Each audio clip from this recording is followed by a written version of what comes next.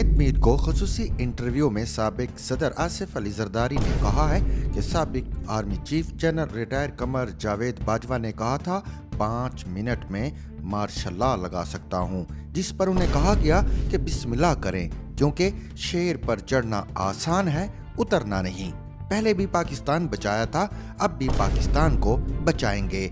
पाकिस्तान में एक दिन में इलेक्शन होते हैं तो ये आईनी हक है। किसी जमाने में MNAs के इलेक्शन MPA से पहले होते थे, उस पर भी मसला बना। हमें इलेक्शन पर नहीं, हमें टाइमिंग पर एतराज है। उन्होंने कहा हमारी बात में वजन तब आएगा जब हम इत्तेहादियों से बात करेंगे।